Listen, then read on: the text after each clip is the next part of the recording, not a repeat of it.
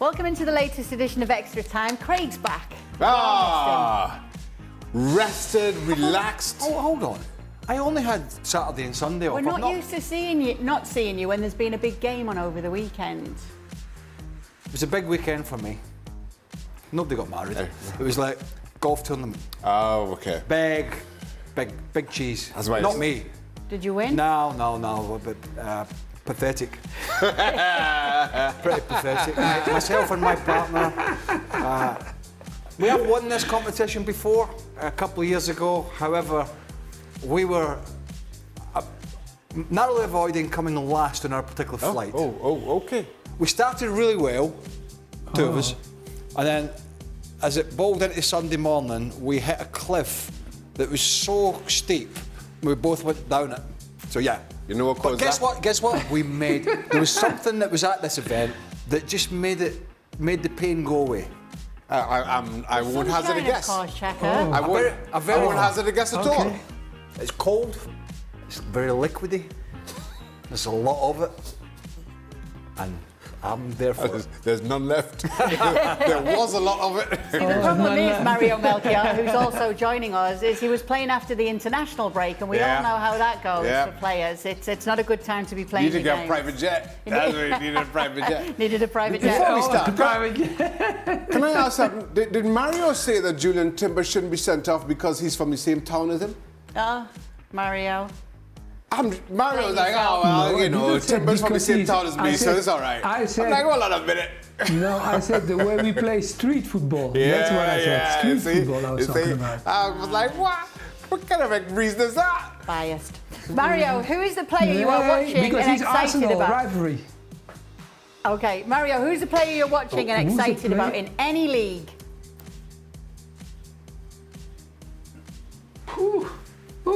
A player I'm excited about at the moment right now is Yamal.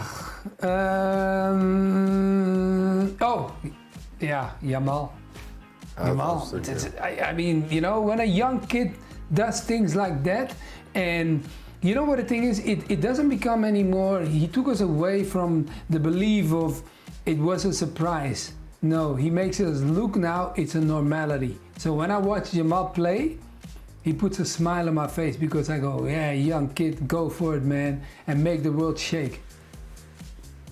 Nice. Which Premier League team do you think is more likely to turn things around after a slow start? Spurs, West Ham, or Everton? Spurs. Although I like the Lopetegui appointment at West Ham. Although Everton have a coaching team there that have been there, seen it and done it, this is a worrying start for them. I know they were ahead against Bournemouth, threw it away. Ahead against Villa, threw it away. So I'm sure Sean Dyche is taking some positives. But the whole thing at that club, and it's not his fault, but it's kind of been rotten to the core now for a while behind the scenes, and it just has, everything sort of bleeds down to poor recruitment, poor playing staff. I think West Ham are a more than decent side. I think they showed that in periods against Man City. And I think we know Spurs are much more than capable of turning. I think Spurs are the team that are more than capable of turning it around. I think Everton have got the least chance. I think it's going to be a very problematic season for them. I think when we start discussing turning it around, we have to put things in perspective here. I mean, the expectation around Spurs is a lot greater than the other two. Out of that list, I think West Ham is the most likely to finish higher than they did last season. Now, I'll put it that way. Okay. Mario, does Garnacho deserve to start over Marcus Rashford? Oh, I mean, he scored over the weekend, both scored over the weekend, but you know, it's so difficult there. I feel like, you know, the thing is up and down. I think Rashford, you understand, I would like to say no, because I feel like Rashford gets your confidence back and then you are set to lead this team. But for me, I would look at the trainer the day before the game and look at which one of them, you understand, wants to show up. And clearly Garnacho's been doing it for a longer period. Recently I'm talking about there. So then I probably will hang over to him. But if not, a good Rashford, for me, a good Rashford will always play, but if not, yes, Garnacho, that's the one that I will start playing at the moment. Craig, start one, bench one, and drop one in their prime. Xavi, Modric, or Zidane? Oh, no. Okay. Well, start benching Rob. Well, I'm dropping Luka Modric, and I've loved watching him play. From covering him at Tottenham to watching what he's done at Real Madrid. I think for consistency, I think Xavi for me seems like the more consistent player out of him and Zidane, but I'm benching Xavi just because Zidane has just that star Aura. Amazing, like you just, Xavi was just pass it and like unbelievable. Him and Iniesta and Busquets would pass people to death and fun. But then Zidane would actually do something. You sit back and go, how? Good in the head, but wow. How the hell has he done that? And for that reason, I'm starting the French. I agree with that. I will say, I thought Xavi controls games. You could argue Xavi controls games better, but Zidane would win it for you. And so I'd start Zidane, bench Xavi, drop Modric. No complaints, Mario? No? No. I will pick Zidane. I totally agree because I'm a Zidane fan. So me, definitely Zidane. Why? Because I'll tell you one little story. There was one time I picked up like a testimonial game, and I stood in front of Zidane, and he embarrassed us with the Champions League one time with Ajax. And I stood in front of him, and I wanted to dribble beyond him so badly, and then later on I forgot, and I said, "It's Zidane. Behave yourself." Behave yourself. Oh my God. That's why I will never forget that day. It was a testimonial game for Josué. Was in Marseille, so we were all there. And Zidane was there. I was like, oh. I was, like sometimes you play a football game and you're just in awe by a player, and I can clearly tell you, where yes, but it was because he was so good. But Zidane was for me like the ultimate star. Big star. Tell you what people don't realise as well. I mean, most people that follow this sport, and I'm not just talking about Zidane, because I'm thinking about, I don't think you get a perspective from TV just when you look at the talent of all these players.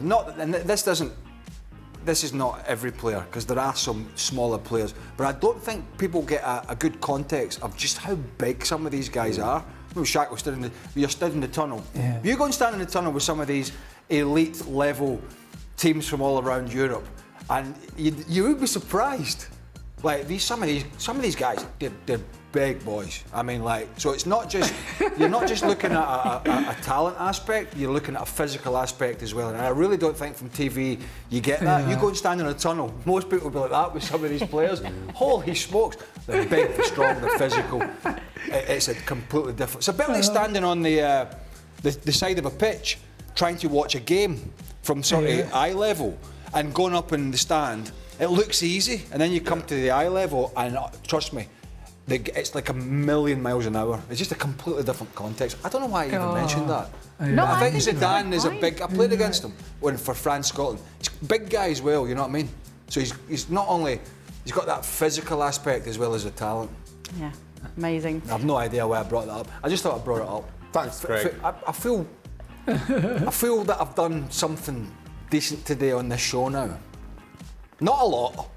You had a good weekend, and it's bleeding through. I feel that I had to bring at least something, and that was it.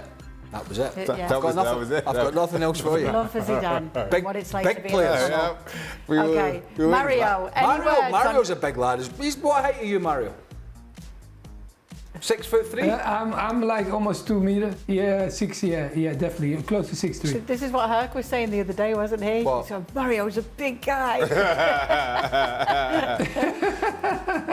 We're talking. Hey, Shaka, but I'm still kind. You can't be kind. That's right. We're talking. We got my spitting here. We got Dan Thomas, Hercules Gomez, and Sebastian Salazar, who in their relatively young adult life, I've spent most of the time, when they're talking to people, looking up the way. Hello. They don't look down, because they'd be looking at their shoes. So, there's a context. I'm not saying anything else. I'm not even going to mention the word vertically challenged. Yeah, don't mention it. Except don't you mention did. it. Yeah, all right, Mario, any words on Not- Ajax FC's condition as a club right now? I mean, look, the only thing you can say that they're missing out on games because there's so much going on in that club at the moment. Like most of the teams have played 5 games, I think, if I'm right, and Ajax is missing out on 3 games. Okay, normally you hear 1 game, but they have not played 3 games already. So in that scale, I'm sure the supporters, they want to go to the game because it's always a full house at the stadium. But what Ajax is going through now, it's a big reaffirmation. You know, like it's like you're looking at a building and you're trying to rebuild it. That's exactly what Ajax is doing. The only thing is that sometimes it looks that they're even looking for the builders to do it, because it is in a situation that it will take a lot of time before they can get back to where it's supposed to be. And where I can come back to Amsterdam and say like, yeah, it's good to see somebody walking around with a red and white jersey again. Which players' start to the season surprised you the most, Shaka? Which players start? I suppose that can be either side, either way, that they were really good or they weren't as good as you expected. That's a good question. I don't know. Anyone stand out, Mario? Which player surprised you the most? No, I'm also thinking. Gravenberg start to the season? Yes, Yeah, but this weekend, you know, the middle of the park that's where Spurs got, that Nottingham Forest got them, and that was like, you know, we talked about it, so that's why I was a little bit. Let me see whether I'm Kate. I'm breaking my head, and I don't want to. I already called my diamond, so I don't really. It's not really that I have to change mine. I want to stick to my guy. I want to stick to my young guy. He did it, won the trophy, and now he's like, guys, I got a lot more for you. All right, Mario, we've got another one for you here. With Memphis Depay now playing in Brazil, will it jeopardise his place on the Dutch national team? Ooh, that's an interesting question, Kate. Because why? Because Koeman made a comment about Bergwijn when he went to Saudi Arabia, and he said he talked too much. Now with Memphis Depay, if he plays well, I think he always been his guy. He always been, you understand, he's one of his main players in the attacking force. So I have a feeling that if Memphis plays well, he will call him up for the national team. I don't think he's got that many. It's not like they've got at the moment. He's got to call up Memphis. I mean, it isn't like they've got a whole bunch of real quality players that they once did. Of course they did, particularly in that position. It's not like he's got a bundle of them to select, so his sort of the pond that he's fishing in is particularly small. So and we know that he'll tell us how he feels, Ronald Koeman. He definitely won't hold back.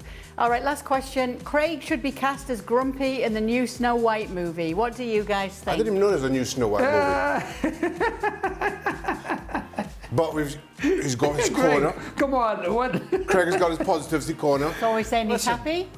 No. People see, this is what annoys me. Well, it doesn't annoy me, not really, but it's for the purposes of TV. Tell me. I'll say it annoys me. Okay. Because I skip out of here. Okay. Oh, don't I skip out of here whistling and singing? I never understand. Okay, you get a bit grumpy now and again, but people just don't understand honesty. That's the thing. They don't understand. A lot of people, particularly supporters these days, they want you to say what they want to hear.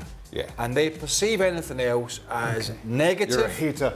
And grumpy. All right, grumpy's maybe slightly different. So, but somebody has to be grumpy on this show at times. And you've embraced that. No, not always, Shaq. But sometimes I just sit here and people make me grumpy. It could be a small thing, it could be a big thing. So it's our fault, Well, Mario. I'll be honest. Craig, you look to me. You look like a person that likes to smile every day. Come on, be honest. I do smile be every honest day. now. A day Come on. A day without laughter is a day Okay, wasted. good. There you go. Okay, There you go. you like You heard it. it here first. Day without laughter. That's a day wasted. Oh, he's a great philosopher now. All the Apparently. same. Never stuck for a word, see? No, that is true. Never stuck for a That word. is true. You and Ronald Koeman definitely have that in common. Why do you keep saying wrong? Because he's had a lot to say this week, and we've been I've not talking had a lot about to Dutch say. players. So You guys have been busy this weekend. I felt sorry. I felt that I let the team down. No, you didn't. I was waking up Sunday morning. I thought I really should be working today. But let's let Shaq go. someone's been off longer than you, so they're going to get. Yeah, he's back. yeah. He's going to be back. Dan Thomas, narky, smarty pants, getting in Stevie's head. Yes, enjoy, because you've all got him for the next 4 days at least. Oh, okay? beautiful. I'm off for a couple of days. I got my schedule, so I know that. Some people didn't. But that's an inside joke, and that's where we end. Thank you so much for joining us on the latest edition of Extra Time. We'll be back tomorrow, well, Dan will, to do it all over again, talking about the Champions League.